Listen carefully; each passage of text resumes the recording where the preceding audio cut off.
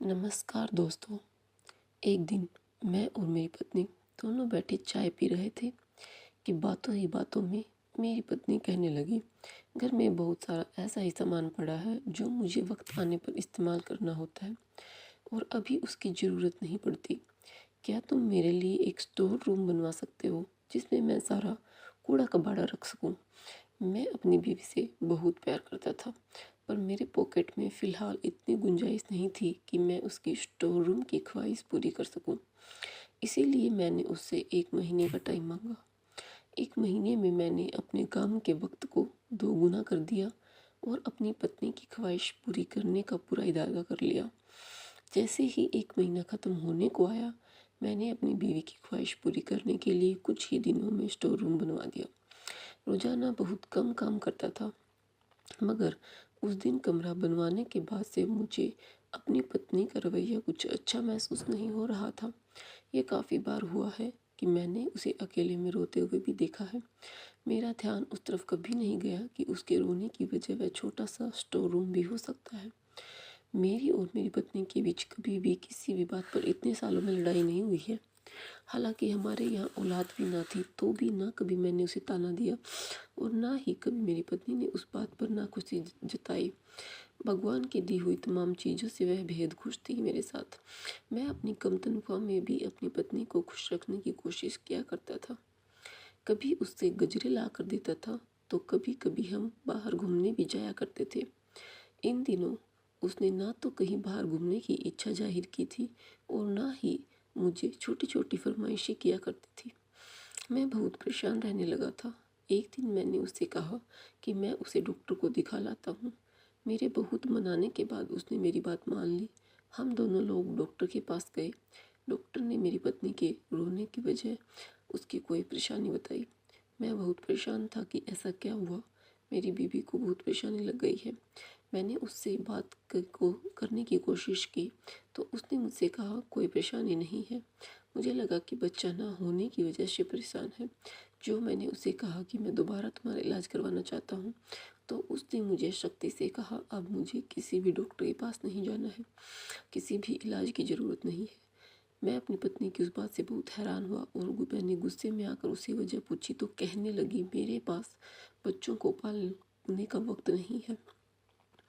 और मैं हैरान हो गया कि उस छोटे से घर में उसे खाना पकाने के अलावा और छोटी मोटी साफ सफाई के अलावा क्या काम हो सकता है। एक दिन मैंने अपनी बीवी से ऑफिस जाते हुए कहा कि आज मैं घर पर जल्दी आ जाऊंगा, तो साथ में कोई दोस्त भी आएंगे, तो तुम चाय का इंतज़ाम कर लेना। मेरी उस बात पर मेरी पत्नी मुझसे बहुत गुस्सा हो गई और हमारे बीच जो कभी लड़ाई नहीं होती थी उस बात पर वह मुझसे खूब लड़ी। पहली बार नहीं था कि मैं अपने किसी दोस्त को चाय पर बुला रहा है और मेरी पत्नी चाय के साथ कुछ छोटा मोटा बंदोबस्त भी करे, लेकिन आज इस बेरुखे रवैये पर मैं बहुत हैरान हुआ। न जाने उसे मेरे जल्दी आने से परेशानी थी या मेरे दोस्त के साथ आने पर या फिर हमारे लिए चाय का इंतजाम करने पर, और अपने दोस्त को साथ लाने का इरादा इस तरह से मैंने बदल दिया। कई दिनों तक हम दोनों ने नाराज़गी रही। मुझे ये बात समझ नहीं आई कि मेरी पत्नी का रवैया इस तरह से क्यों दिन पर दिन बदलता जा रहा था। उसी दौरान एक दिन मुझे लूज मोशन हो गया, तो मैंने अपने काम पर जाने की भी टाल कर दी। इस समय में मेरी पत्नी ने मेरी खूब सारी सेवा की, लेकिन इस समय में वह मुझे कुछ परेशान परेशान सी लगती थी और ज़्यादा वक्त किचन में ही गुजारती थी। मुझ में इतनी कमजोरी आ गई थी कि मैं उठकर कभी उसकी मदद भी नहीं कर पाता था और मेरी बहुत तबीयत खराब रहती थी। एक दिन मैं नहाने के बहाने बाथरूम की तरफ जा रहा था। देखा कि मेरी पत्नी स्टोर रूम के पास बैठी हुई रो रही थी। मुझे बहुत दुख हुआ। पूछने के बावजूद भी उसने मुझे कोई वजह नहीं बताई और कहा कि वह थोड़ी परेशान हो रही थी। मुझे लगा मेरी बीमारी की वजह से परेशान है। अगले दिन मैं गहरी नींद में सोया हुआ था कि एकदम से खांसी की मेरी आँख खुल गई। तभी मैंने किसी के गुनगुनाने की आवाज़ सुनी, तो मैं हैरान हो गया कि आखिर मेरी पत्नी और मेरे अलावा तो घर में कोई है ही नहीं, तो ये गुनगुनाहट किसकी? मेरी पत्नी किससे बात कर रही है? मैं बहुत परेशान हो गया और मैं उठकर किसी तरह बाहर तक गया, लेकिन मुझसे ज़्यादा चला नहीं गया, तो मैं दोबारा बैठ गया। मैंने अपनी बीवी को आवाज़ लगाई और उसे बताया कि अभी मैंने कुछ गुनगुनाने की आवाज़ सुनाई दी। जब मैंने उससे पूछा तो उसने कहा ऐसा कुछ नहीं है, यह आपका वहम है। और कुछ दिनों में मैंने उसे बहुत बार सुबह में किचन के बराबर बने स्टोर रूम वाले कमरे से बाहर निकलते देखा। एक दिन मेरी तबीयत ठीक नहीं थी और मैं पानी पीने के लिए किचन में गया तो मैंने अपनी पत्नी को वहाँ नहीं पाया। मैं किचन से बाहर आकर अपनी पत्नी को ढूंढने लगा, तभी वह रसोई के बराबर में बने हुए स्टोर रूम से निकली और मुझे देखते ही घबरा गई। उसके माथे से पसीने छूट गए।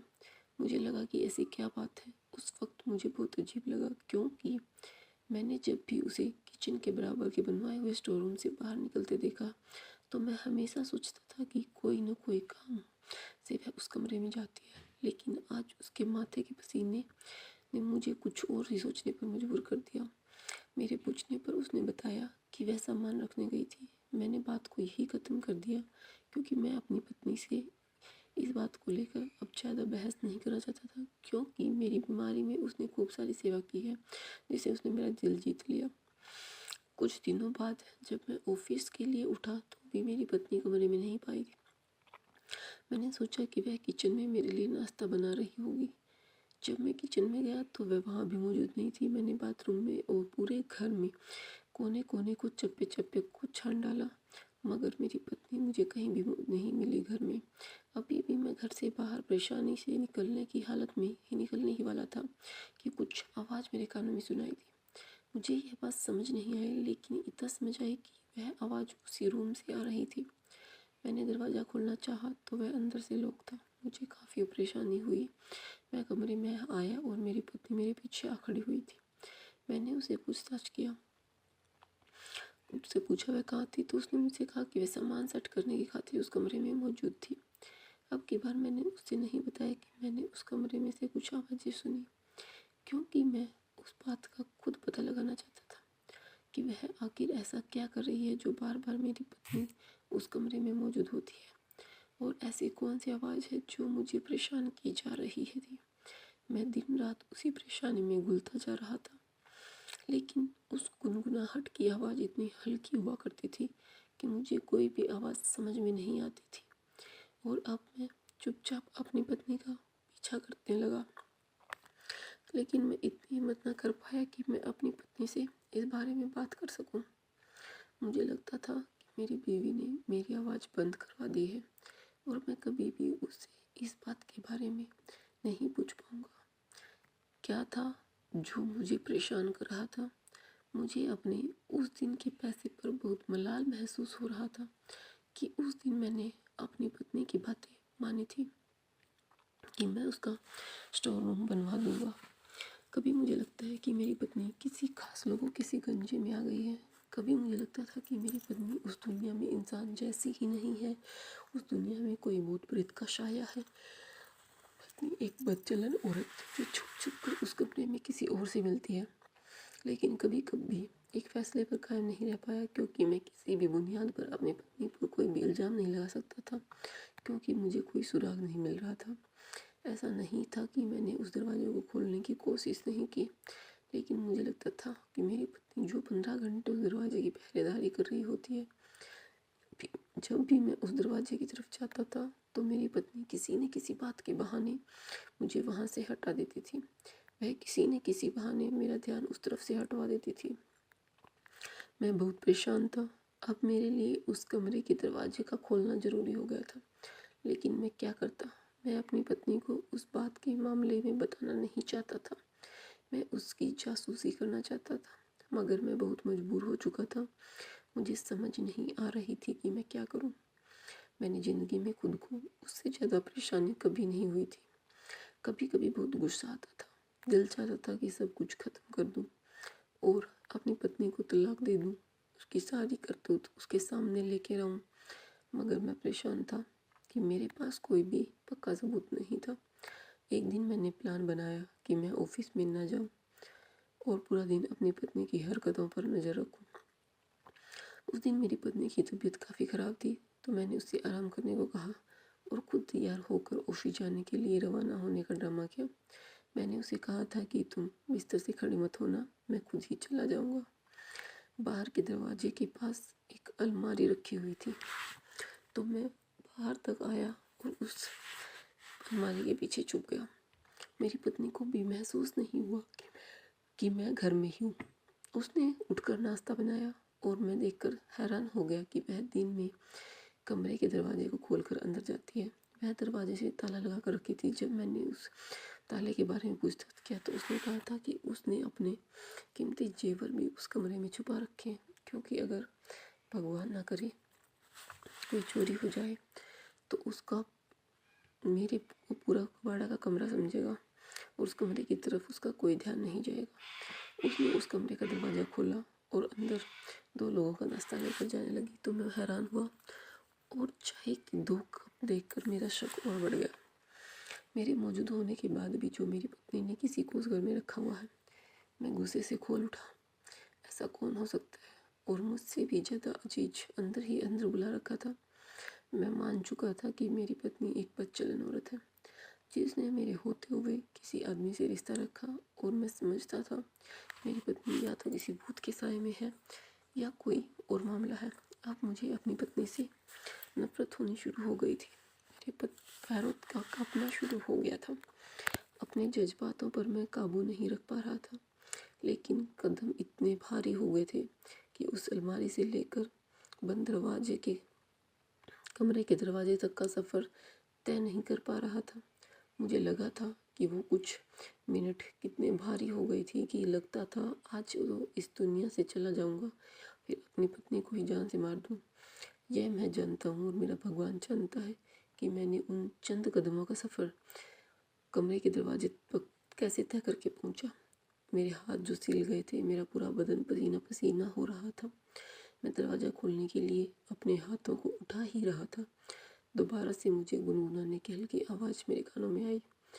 मैं अपने होश-ओ-हवास में न था। मुझे तो यह बातों की गुनगुनाहट पहले भी समझ में नहीं आती थी और आज भी नहीं आई। तो मैंने दरवाज़ा खोलते ही एक दो जोरदार चीख मारी और अपनी पत्नी को पुकारा, मगर मैंने यह मंजर देखा तो मैं हल्का बक्का रह गया। अब मुझे 1 मिनट भी बर्दाश्त न थी, क्योंकि मैं अपने इरादे पर बहुत ज़्यादा पक्का था। मैंने क्या देखा कि किसी के लिए नाश्ता लेकर गई और उसके हाथ में जिसके लिए निवाला है और जिसने उसे खाने के लिए अपना मुंह खोल रखा है, वह कोई और नहीं बल्कि मेरी ही सौतेली माँ थी। और मैं अपनी पत्नी पूजा को कितना गलत समझ रहा था। कभी उसे जादू टोने वाली औरत तो कभी उसे मैंने बदचलन समझा।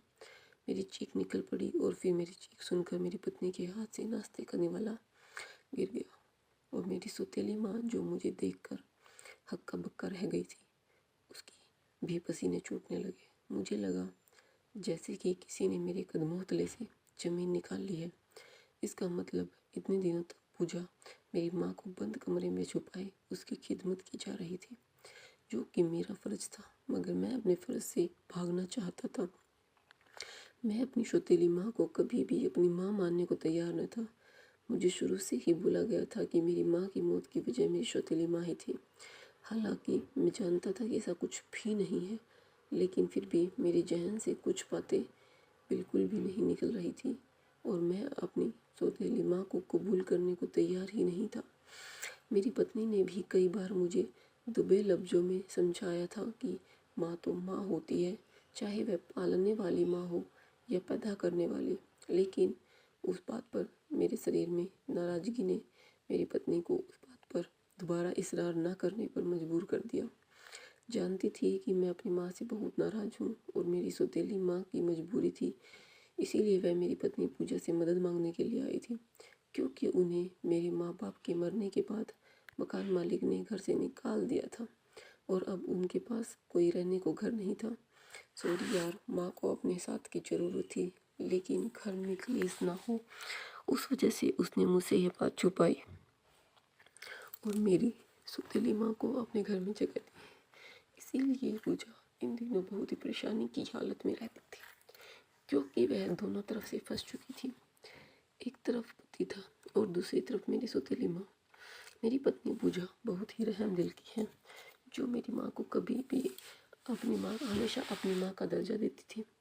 यह सब देख और सुन मुझे मेरी गलतियों का एहसास हुआ, इसीलिए मैंने उन दोनों को एक साथ कमरे में ले जाकर नाश्ता करवाया और तमाम गलतियों की माफ़ी मांगी। मैं इतना रोया कि मेरी माँ के चुप कराने के बाद भी मेरी हिचकिचाहट नहीं रुक रही थी। मुझे लग रहा था कि मैं चोर हूँ। मैंने बहुत बड़ा गुनाह किया है और आज मुझे समझ आ गई कि इंसान का किरदार होना कुछ नहीं होता, बल्कि इसको अच्छी तरह से निभाना ही बहुत महत्वपूर्ण होता है। वही बहुत बड़ा मुश्किल की बात होती है। Thank you for the watching. Like share and subscribe my channel दोस्तों, एंड कमेंट करके बताना आपको स्टोरी कैसी लगी। Thank you.